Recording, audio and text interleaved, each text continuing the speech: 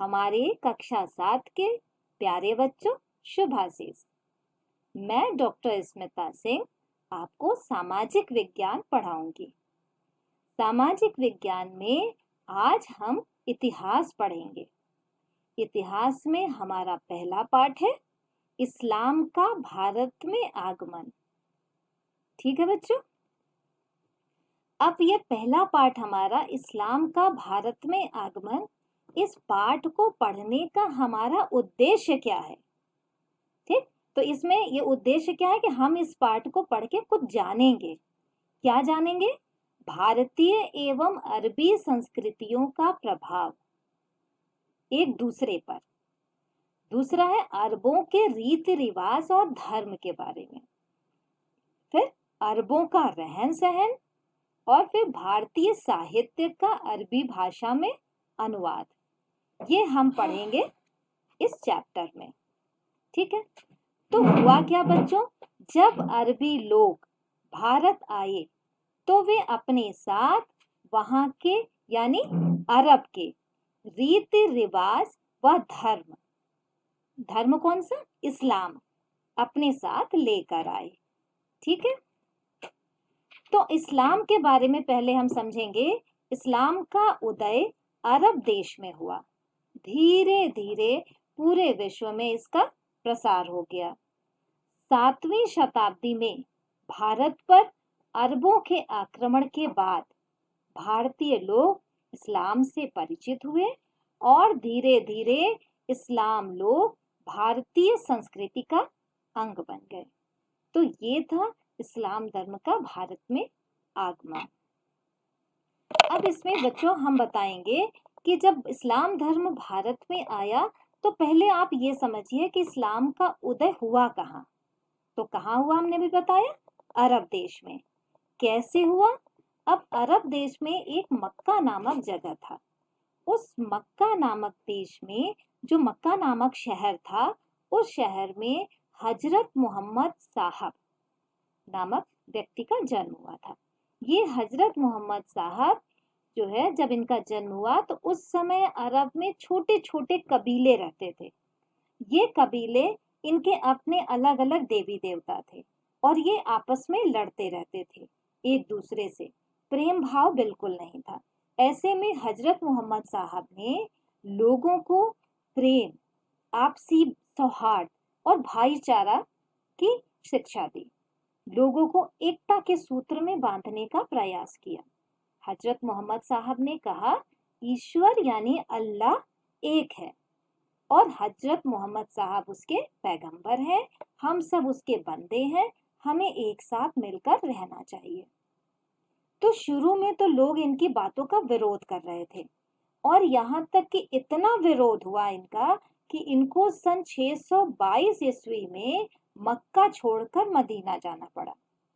और इनका ये मक्का छोड़कर मदीना जाना मोहम्मद साहब का, ये हमारे उसमें हजरत कहा जाता है। यहीं से हिजरी संवत प्रारंभ हुआ। इस्लाम का ये हिजरी संवत यहीं 622 ईस्वी से प्रारंभ हुआ। अब इसके बाद इनके मक्का छोड़ के जाने के बाद धीरे धीरे धीरे लोगों को समझ में आने लगा कि मोहम्मद साहब सही बात कहते थे। फिर धीरे धीरे लोग इनकी बात को मानने लगे और इसके बाद सन 632 में इनकी मृत्यु हो गई। लेकिन इनकी मृत्यु के पहले इन्होंने इस्लाम धर्म में बहुत सारी बातें लोगों को बताई और कुछ शिक्षाएं दी। मोहम्मद साहब ने कहा था कि इस्लाम धर्म के मानने वालों के लिए जीवन में निम्न 5 सिद्धांत निर्धारित किए थे। उन्होंने बताया था कि 5 सिद्धांत मानना जरूरी है जो इस्लाम धर्म को मानता है। तो पहली शिक्षा क्या थी? पहला जो सिद्धांत था उनका था कलमा, मतलब अल्लाह एक है और मोहम्मद साहब उसके पैगंबर हैं। दूसरा था नमाज। मोहम्मद साहब का कहना था कि इस्लाम धर्म के मानने वाले लोगों को प्रतिदिन दिन में 5 बार नमाज पढ़ना चाहिए। ठीक। तीसरा था रोजा। इसमें कहना था मोहम्मद साहब का कि रमजान के पवित्र महीने में रोजा यानी व्रत यानी उपवास रखना चाहिए।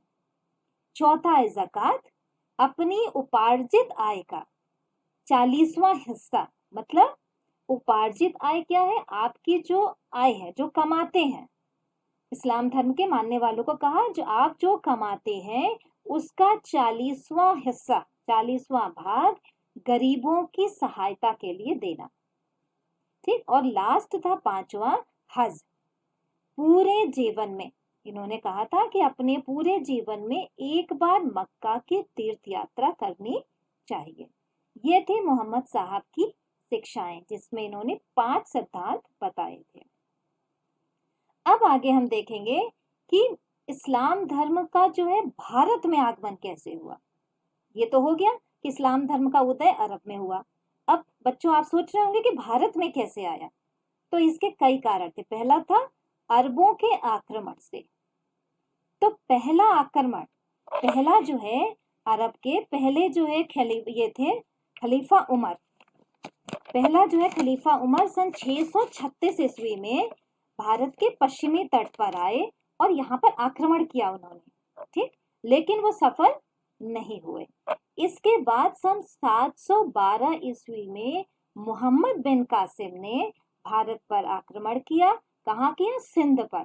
ये सिंध प्रांत पहले भारत का ही अंग था और वहां का राजा दाहिर था। दाहिर पर उसको हरा करके सिंध पर अपना अधिकार कर लिया। इस तरह अरब का भारत पर आक्रमण हुआ और उसका अधिकार हो गया। और बच्चों दूसरा है व्यापारियों के माध्यम से। हुआ क्या था? अरबी व्यापारी भारत के पश्चिमी तट पर आते और यहाँ से व्यापार करते, यहाँ का सामान ले जाते और वहां से कुछ सामान लेकर के यहाँ पर आते। तो ऐसे में क्या हुआ कि यहाँ पर जब ये आए तो यहाँ छोटी छोटी बस्ती बना करके ये रहने लगे। ठीक। जब यहाँ रहने लगे ये तो लोगों से मिलना जुलना हो गया। ऐसे में राजा ने भी इनकी मदद की और उनको अपना सामान रखने के लिए गोदाम बनाने का भी के लिए भी जगह दी। तो ये था कि व्यापारियों के माध्यम से भी भारत में इस तरह इस्लाम का आगमन हुआ। अब तीसरा था हमारा ईरानी शरणार्थियों से। तो हुआ क्या था बच्चों कि पहले हमने आपको बताया कि अरब में जब इस्लाम का उदय हुआ तो अरब से ही आसपास के देशों में ये जो है ये इस्लाम धर्म फैल गया। तो इसमें जो आसपास के देश थे अरब के पास, ईरान में, इराक में, ये जो हमारा अफ्रीकी महाद्वीप है उसके उत्तरी भाग में और स्पेन आदि ऐसे देश थे जहाँ पे ये जो है इस्लाम धर्म का प्रचार प्रसार हुआ। तो ऐसे में ईरान में भी जो है इस्लाम धर्म था और उसी समय ईरान में तुर्कों ने आक्रमण कर दिया। जब तुर्कों ने आक्रमण किया तो तुर्कों ने क्या किया कि इनको जो है वहां पे बहुत परेशान करने लगे। तो तुर्कों से बचने के लिए कुछ ईरानी क्या किए, भाग के भारत आ गए, जिसमें कारीगर भी थे, संत भी थे। और कुछ ईरानी क्या किए कि भारत में सेना में शामिल हो गए। तो इनके यहाँ आने के बाद भी इनसे मिलने जुलने से जो इस्लाम धर्म था भारत में आया। और अंतिम है हमारा सूफी संतों के आने से।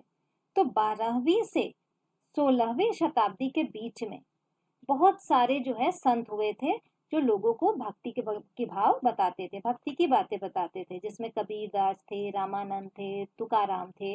ये सब लोगों को बताते थे, ईश्वर के बारे में भक्ति भाव बताते थे। ठीक उसी समय कुछ सूफी संत भी थे जिन्होंने लोगों को इस्लाम धर्म के बारे में बताया।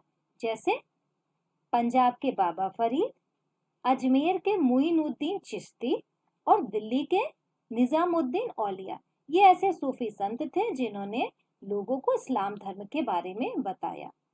अब क्या हुआ कि उनके और भारतीयों के इस तरह से जो मेल मिलाप हुआ तो इसके फायदे बहुत हुए। बहुत सारी ऐसी चीज जो अरबियों ने जो हमसे सीखी और हमने उनसे सीखा। इसके बारे में बच्चों आगे देखो कि भारतीयों ने अरबियों से क्या सीखा। इन्होंने पहले उनसे सीखा कागज बनाना, चरखे से सूत काटना, सिले हुए कपड़े सलवार कमीज, और खान पान में इन्होंने कचौरी और समोसा बनाना जो पहले हमारे यहाँ नहीं बनता था। ये इन्होंने अरबों से सीखा। अब अरबों ने भारतीयों से क्या सीखा तो कह रहा हिंदी संख्या से अरबी संख्या बनाना, जिसको हम अभी बताएंगे आपको, और संख्याओं की गणना करना, ज्योतिष विद्या, गणित, शतरंज का खेल, भारतीय संगीत और चिकित्सा शास्त्र जिसमें आयुर्वेद के बारे में इन्होंने जाना। ठीक। अब जो अंकों की बात हम कर रहे हैं ये अंक कैसे इन्होंने जो है अंकों के बारे में जाना, कैसे अंकों के बारे में इनको पता चला कि क्या वो हिंदी के अंक को अरबी अंक में क्या बोलते हैं। ठीक है, तो अब ये बच्चों था हिंदी का अंक हमारा है 0, 1, 2, 3, 4, 5, 6, 7, 8, 9। ये जो हिंदी के अंक है इसको अरबी भाषा में क्या कहते हैं? तो ऐसे देखिए, 0 को हम कहते हैं 0। ठीक है, तो लाइन से हम पढ़ेंगे उसी क्रम में। ये 0 को 0, 0, वाहिद, स्नान, सलाया, अरबाया, हमसा, सित्ता, सबा, समानिया और तिसा। ये थे हिंदी के अंकों को अरबी में कैसे क्या बोलते हैं। तो इस तरह से बच्चों हमने बहुत कुछ अरबों से सीखा और अरबों ने हमसे सीखा। तो अब क्या है बच्चे, कुछ प्रश्न है। जैसे हम पूछेंगे कि अरबी लोग अपने रीति रिवाज के साथ क्या लाए। ये प्रश्न है जिसका आप उत्तर हमको लिख कर देंगे। अरबी लोग अपने साथ रीति रिवाज व डैश लाए।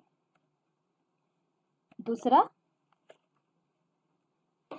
अरबों ने भारतीय ग्रंथों का भाषा में अनुवाद किया, मतलब किस भाषा में अनुवाद किया। इसका उत्तर भी अभी जो मैंने बताया आपको उसके आधार पे आप देंगे। तीसरा है, अरबों ने भारतीयों से सीखा। ये 4 ऑप्शन है, आपको दिख रहा है, ये 4 ऑप्शन है, इसमें से सही ऑप्शन पे आपको निशान लगाना है। तो आप चारों को लिख के सही पे आप टिक करेंगे। फिर भारतीयों ने अरबों से सीखा, क्या सीखा? ज्योतिष, शतरंज, कागज बनाना या भारतीय संगीत। इन चारों में से जो सही आंसर है चारों लिख के आप सही पर टिक करेंगे।